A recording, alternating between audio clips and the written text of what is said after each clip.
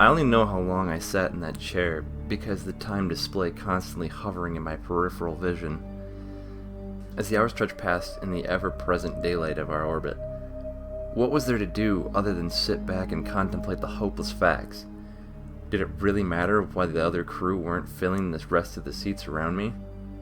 Did it really matter whether or not the landers ever left the docking bay? There was no mission anymore. By then, the surface of the Earth would have been more than half consumed by thunderstorms and boiling lakes of lava. Either humanity had found another home among the stars without us, or they had vanished into the fire and poisoned atmosphere with the rest of the planet. Earthside HQ no longer existed. Our superior officers would have died over a century ago, and they would have given us up for dead long before then. We were floating in the cold vacuum of space alone, light years from home, and likely the last of our kind. Our kind, I thought. I may have been using that term prematurely. I panned over the Deck 3 cryochamber status, and it was worse than I thought.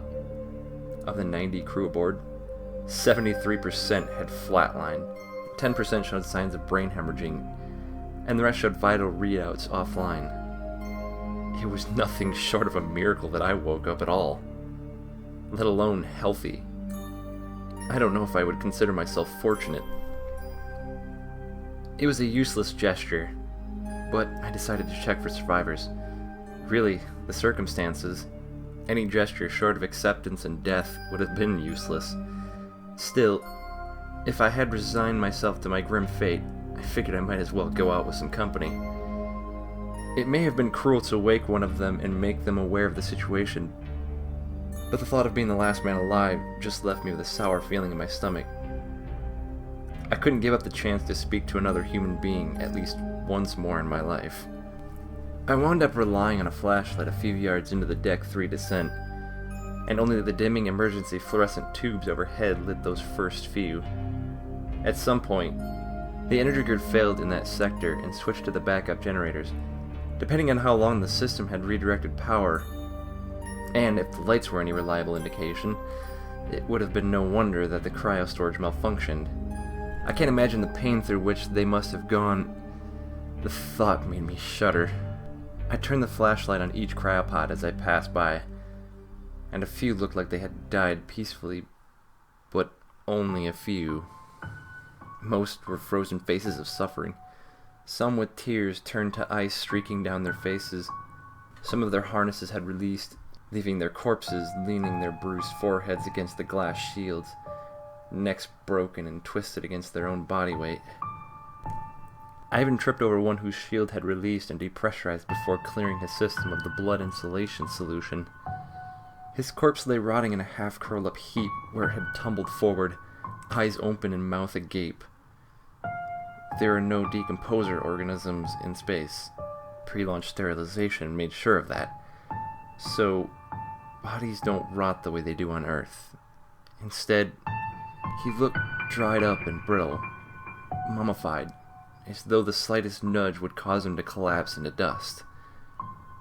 With my attention fixated on the tragedy before me, I almost didn't hear it. A faint call just a few yards down the walkway, barely above a whisper. My heart leapt, and I rushed to the sound as fast as my legs would carry me. Sadly, though, my hopes were dashed as I looked at his face. Frostbitten beyond treatment, with chattering teeth and an airy, raspy whisper, he pleaded, Go on, so, please.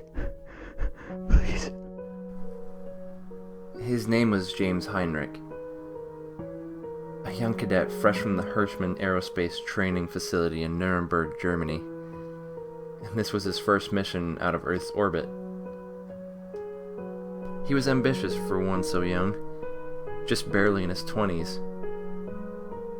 But it was the real go-getters that went far and moved up the chain of command. He was respectful, too, always addressing his elders as sir or ma'am regardless of rank. We had spoken at length many times before and after launch, and he was an eager, attentive listener. I liked him right from the start. Poor kid. He had no idea he was already dead. I could tell by the look in his eyes. Not long before I discovered him, likely sometime within the prior 24 hours, his pod had sprung a coolant leak. It had already partially iced over the pods to his left and right, and it was probably dangerous to even stand as close as I did. The blood neuralizer had frozen solid in the leak, leaving him full of insulation fluid.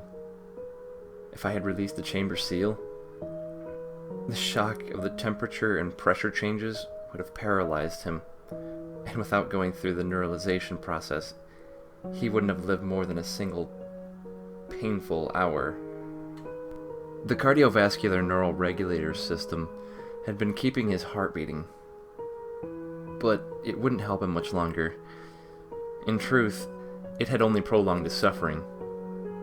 I would have liked nothing more than to repair the neuralizer system, but I had no training or authorization, and I would have likely ended up killing him in the process anyway.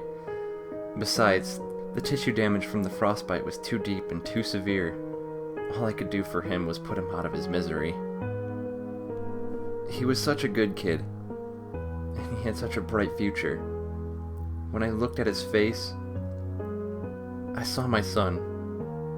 I saw him as he might have looked the day I should have returned.